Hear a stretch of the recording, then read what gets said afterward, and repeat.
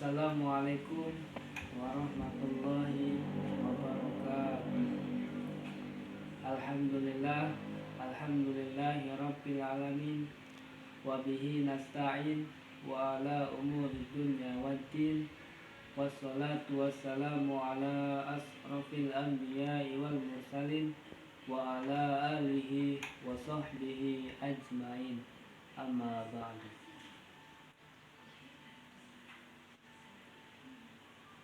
Puja dan puji syukur kita kehadirat Allah Subhanahu wa taala yang telah memberikan kita nikmat sehat, baik nikmat sehat jasmani maupun nikmat sehat rohani, sehingga kita bisa dapat melaksanakan aktivitas kita dalam keseharian. Semoga kita selalu bersemangat dalam melaksanakan aktivitas kita dalam seharian. Salawat dan salam dan doa marilah kita limpah curahkan kepada junjungan kita, junjungan alam, suri tauladan kita, yakni Habibina wa Syafi'ina wa Maulana Muhammadin sallallahu alaihi wasallam, kepada para keluarga dan para sahabat yang selalu senantiasa setia mengikutinya hingga yaumil qiyamah. Perkenalkan, nama saya Ukar Syukrullah dari jurusan Perbankan Syariah semester 1 kelas C, yang akan membahas tentang karakteristik Islam di bidang ilmu dan kebudayaan. Langsung saja kita ke pembahasannya. Karakteristik Islam di bidang ilmu dan kebudayaan. Dalam pengertian yang sederhana, kebudayaan adalah hasil cipta manusia dengan menggunakan dan mengarahkan segenap potensi lahir batin yang dimilikinya. Di dalamnya terdapat pengetahuan, keyakinan, seni, moral, adat, istiadat, dan sebagainya. Kebudayaan dapat digunakan untuk memahami agama yang tampil dalam tatanan empiris atau agama yang tampil dalam bentuk formal yang menggejala di masyarakat. Karakteristik ajaran Islam dalam bidang ilmu dan kebudayaan bersifat selektif, yakni tidak begitu saja menerima seluruh jenis ilmu dan kebudayaan yang sejalan dengan Islam. Islam adalah sebuah paradigma terbuka yang merupakan mata rantai peradaban dunia. Banyak contoh yang dapat dijadikan bukti tentang peranan Islam sebagai mata rantai peradaban dan kebudayaan dunia. Dengan meletakkan agama sebagai sasaran penelitian budaya, tidaklah berarti agama yang diteliti itu adalah hasil kreasi budaya manusia. Sebagian agama tetap dipisahkan. Agama bernilai mutlak, tidak berubah karena perubahan waktu dan tempat. Sedangkan budaya sekalipun berdasarkan agama dapat berubah dari waktu ke waktu dan dari tempat ke tempat. Sebagian besar budaya didasarkan pada agama, tidak pernah sebaliknya. Oleh karena itu, agama adalah primer dan budaya adalah sekunder. Budaya bisa merupakan ekspresi hidup keagamaan karena ia subordinat terhadap agama dan tidak pernah sebaliknya. Agama pada hakikatnya mengandung dua kelompok ajaran. Kelompok pertama diyakini sebagai wahyu dari Tuhan, yang dimaksud bahwa pendekatan yang digunakan itu adalah pendekatan penelitian yang lazim digunakan dalam penelitian budaya, yang termasuk penelitian budaya seperti disinggung sebelumnya adalah penelitian tentang naskah-naskah fisiologi, alat-alat ritus keagamaan, benda-benda purbakala atau sejenisnya zaman dahulu, agama, arkeologi atau disebut dengan arkeologi, sejarah agama, nilai-nilai dari mitos-mitos yang dianut para pemeluk agama dan sebagainya.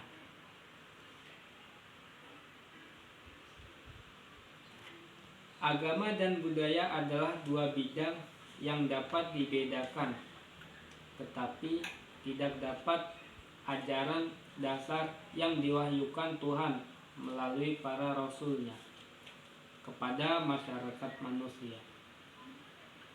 Ajaran dasar ini terdapat dalam kitab-kitab suci, dan ajaran itu memerlukan penjelasan baik mengenai arti dan pelaksanaannya. Kelompok kedua karena merupakan penjelasan dan hasil para pemikiran pemuka atau ahli agama, pada hakikatnya tidaklah absolut, tidak mutlak benar, dan tidak kekal. Kelompok dua bersifat relatif, nisbi, dan dapat diubah sesuai dengan perkembangan zaman.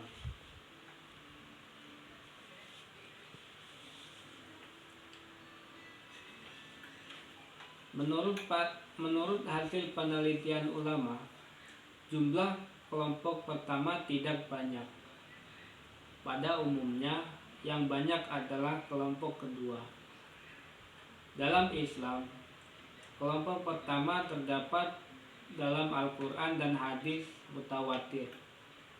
Sedangkan kelompok kedua ini diambil dari penjelasan-penjelasan para pemuka atau ahli agama tersebut.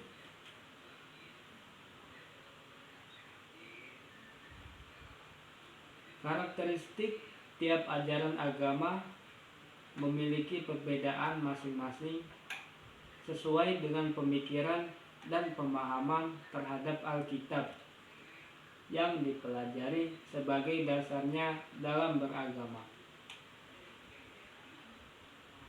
Islam pun mempunyai karakteristik tersendiri, berbeda dengan agama lain di dunia. Studi tentang karakteristik ajaran Islam tidaklah mudah, karena ruang lingkup permasalahan yang sangat luas. Mengenai karakteristik ajaran Islam yang berhubungan dengan bidang-bidang yang ada dalam kehidupan sehari-hari.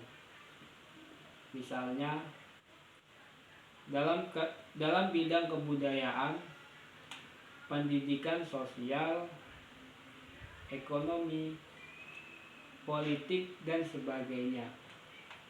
Karakteristik tersebut dapat kita lihat dalam sumber ajaran Islam, dalam sumber ajaran Al-Quran dan hadis. Kedua sumber ini memberi karakteristik tersendiri dalam bidang-bidang tersebut yang berguna bagi kehidupan umat manusia sepanjang masa. Ajaran Islam memiliki konsepsi yang khas dan dapat dikenali dengan berbagai bidang keilmuannya. Perbedaan karakteristik dalam Islam menunjukkan keragaman yang luas. Akan tetapi, Umat Islam mempunyai konsepsi jiwa persatuan umat yang disebut dengan rahmatul lil alamin. Islam sebagai agama yang memiliki banyak dimensi, yaitu mulai dimensi keimanan,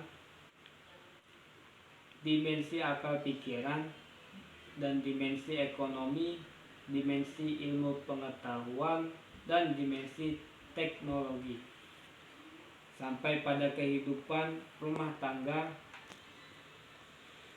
dan masih banyak lagi dimensi-dimensi lainnya. Untuk memahami berbagai dimensi ajaran Islam tersebut jelas memerlukan berbagai pendekatan yang digali dari berbagai referensi atau ilmu, karena pedoman dan atau dasar ajaran Islam untuk kehidupan manusia, untuk kehidupan umat muslim adalah Al-Quran dan hadis, yang mana di dalamnya terdapat berbagai petunjuk tentang bagaimana seharusnya itu menyikapi hidup dan kehidupan ini secara lebih bermakna dalam artian yang seluas-luasnya. Umat muslim dituntut memiliki kecakapan dalam memahami, menghayati, dan mengamalkan nilai-nilai dalam ajaran agama Islam secara kafah, yang artinya sempurna, dalam bentuk perilakunya sebagai representasi dan nilai-nilai values keislaman seseorang dalam kehidupan bernegara dan berbangsa.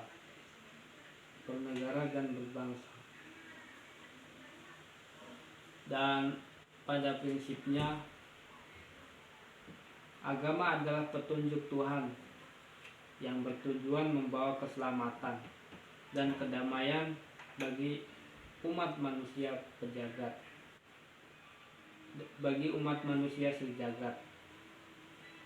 Agama mengandung norma-norma dan nilai-nilai yang dapat menampung kepentingan manusia yang berbeda-beda, sehingga terciptalah suatu kehidupan yang damai dan tentram di muka bumi. Ajaran agama merupakan formal untuk menumbuhkan rohani manusia, sehingga dapat memberikan kesejukan dalam kehidupan. Oleh sebab itu, tidak ada satu agama pun yang mengajarkan suatu keburukan atau membawa keburukan bagi kehidupan insan.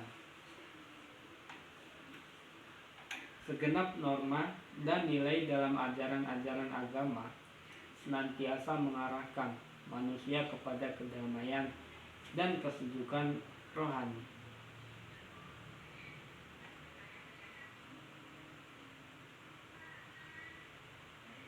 Alat pendukung peningkatan kualitas dan kemampuan menghadapi tantangan-tantangan adalah memahami ajaran Islam. Permasalahan yang timbul ialah bagaimana memberikan pencerahan tentang ajaran Islam agar agama Islam yang diamalkan itu mampu menggerakkan untuk mengubah nasib guna memperoleh kesejahteraan hidup di dunia dan di akhirat. Bahkan berusaha memperbaiki nasib adalah satu perintah agama juga. Agama tidak menyuruh umatnya bersikap fatalistik, karena segala sesuatu sudah ditentukan oleh Tuhan yang Maha Penguasa dalam arti harfiah. Karena itu segala perbuatan hanya bisa datang dari Tuhan semata. Mungkin itu saja yang bisa dapat saya sampaikan. Kurang dan lebihnya mohon maaf. Dan apabila ada kata-kata yang salah itu datangnya dari saya sendiri, dan apabila ada kata-kata yang benar itu datangnya langsung dari Allah Subhanahu wa taala. Mungkin itu saja yang bisa dapat saya sampaikan. Saya akhiri. Billahi taufiq wal hidayah. Wassalamualaikum warahmatullahi wabarakatuh.